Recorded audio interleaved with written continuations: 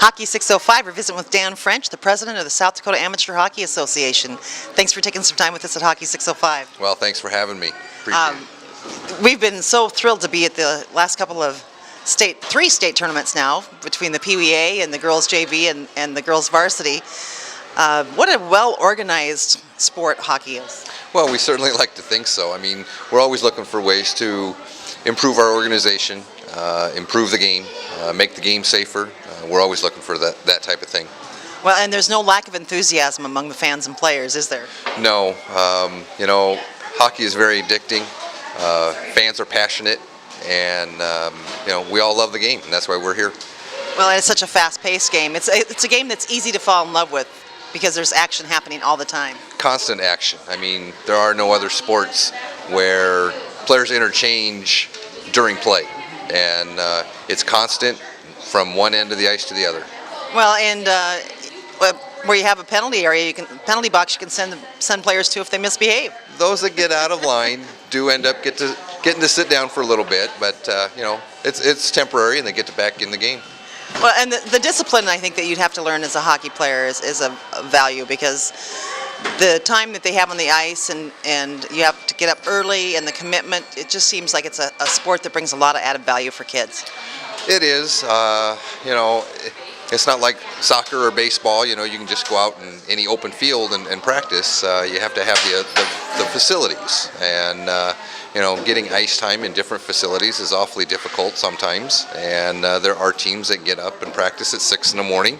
There are teams that practice until probably 10:30 in the evening. So, and then work school around that, and you get into high school age, and some kids work, and it takes dedication from the parents to get them to practice, especially the younger ones. So it's a very family, I guess, you know, family-oriented sport. I know when my kids were playing, the best time that I spent with them was the time that we spent traveling across the state. You know, I got to spend quality time with my kids in a vehicle, and they couldn't get away. Oh, and yeah, those times in the car traveling back and forth are some of the best times you'll ever have, right? As long as I didn't overcoach. Yeah. Oh, we always had what we call the 24-hour rule. Even if you were the coach, you couldn't talk to your kid in the car for 24 hours after. Easier said than done. Well, you know, one of the things that's really impressed me, Dan, here at the girls' varsity tournament is to see two teams come off the ice, and the team that lost going over and giving a hug to the players on the other team and congratulating them on a game well played. You know, we've got a lot of programs in the state. We've got a couple of national teams, U14, U16. The girls, we've put a couple of teams together that are playing some postseason tournaments where we've put girls from across the state onto, you know, a couple of different teams. So they're really getting the opportunity to learn about kids from different associations across the state and get to play with them and really get to know them. And really, that's what this is all about. Well, now tell me a little bit more about the postseason play. Who is that through? Well, it depends on which program you're talking about. The U14 and U16 is a boys team. They have qualified to participate in a national tournament. So they are heading to that here shortly. And where will that be? You know, honestly, I can't remember. We'll find out, but that's really what an honor. And are these players all from South Dakota, or are they from neighboring states? Our team is strictly South Dakota, young men. In fact, 2 years ago they won the national tournament in Green Bay, Wisconsin. So, I don't think a lot of people knew that. I know I didn't. No, probably not. We were very proud of those kids, and a lot of them are still playing now. They're a little bit older. They're at our varsity level now, and they have great camaraderie amongst themselves. I think just about every association was represented on the team. So it really is a team that's made up from kids from around the state. Wow, so it really an all-state, all-star team. Somewhat, yes. You know, in 2 weeks we hold the President's Cup out in Rapid City. The President's Cup is a Northern Plains district, which we are a part of. It's a tournament. Again, we get girls from across the state. We put them on different teams. I think South Dakota is having 3 or 4 teams in the state, so we have a lot of girls that are participating. We have 4 teams that are coming from North Dakota. We have 2 teams coming from Wyoming, so 10 teams out in Rapid City in 2 weeks. In conjunction with that particular tournament, there's also a tryout for a National Invitational Tournament where we're looking to take a team from the Northern Plains District. So we're going to take those that try out from the President's Cup, form one team, and they're going to participate in a National Invitational Tournament out over in Minnesota. So the Northern Plains is a regional, basically.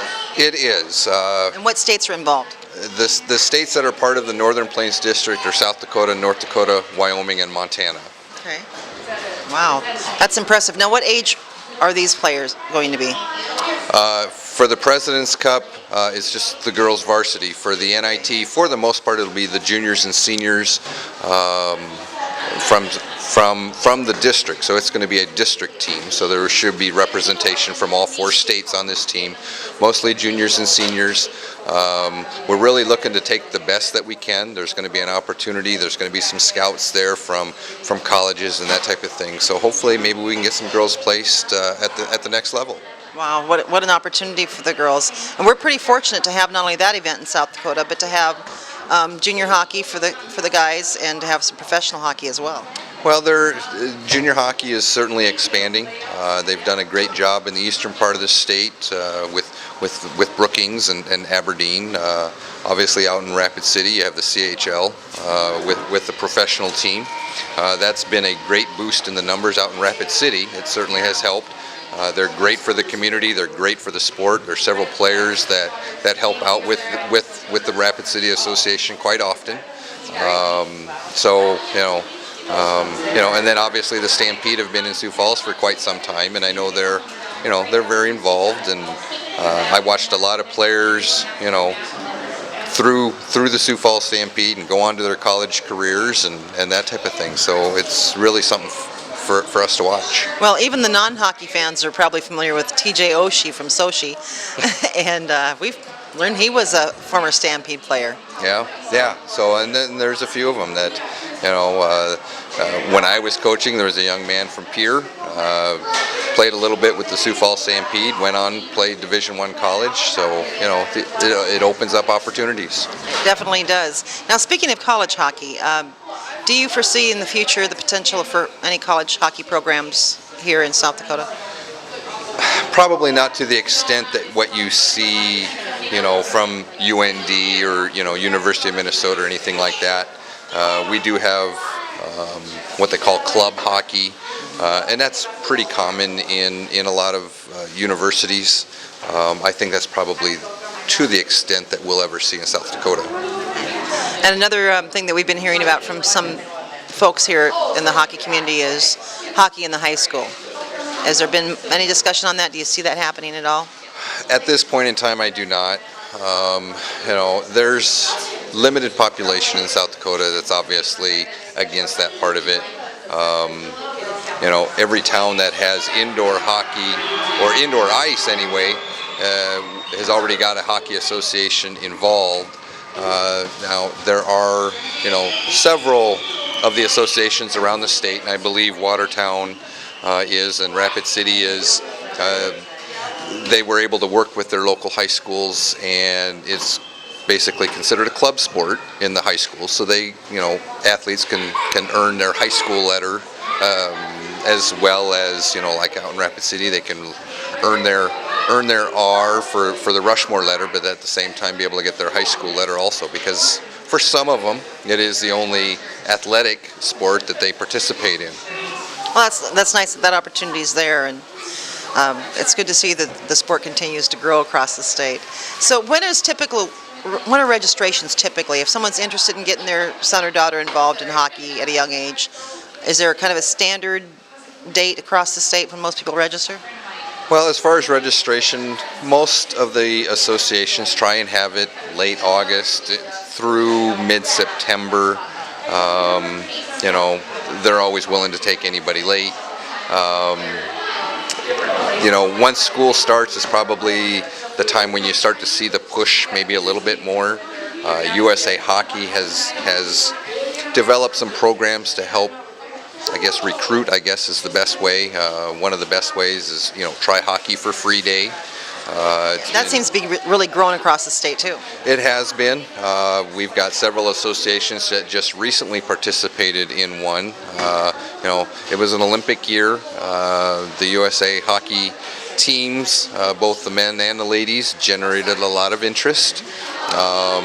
So, right after the Olympics, USA Hockey implemented, the try hockey for free, and I haven't seen the final results yet, but, we had another one earlier in November that did very well, and again, we had 4 or 5 associations that participated. So, USA Hockey wants to grow the game.